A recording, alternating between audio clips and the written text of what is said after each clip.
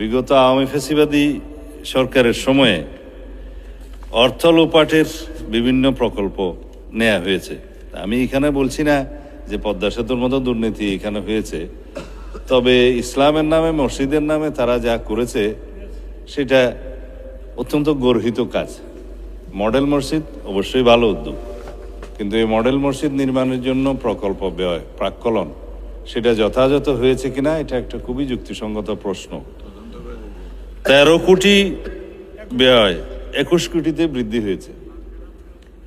দেবপ্রিয় ভট্টাচার্য সাহেবের যে হোয়াইট পেপারটা প্রকাশিত হয়েছে, আমি কয়েকদিন আগেও বাজেট স্পিচে বলেছি, তাতে এরকম মেগা প্রকল্পে মেগা দুর্নীতির জন্য মেগা বাজেট করা হয়েছে এবং সেটা সময় বৃদ্ধির ক্ষেত্রে 5 বছর থেকে 7 বছরও সময় বৃদ্ধি করা হয়েছে।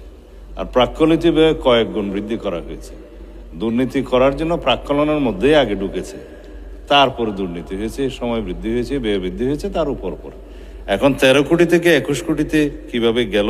এই মডেল মসজিদগুলোর সমস্ত প্রকল্প ব্যয় টোটাল কত ছিল, কতটা নাম্বার অফ মডেল মসজিদ হয়েছে, সমস্ত মসজিদ ওয়ারি সেটা তদন্ত পরিচালনা করার জন্য আমি আজকে মন্ত্রণালয়কে নির্দেশ দেব, মানে স্পিকার।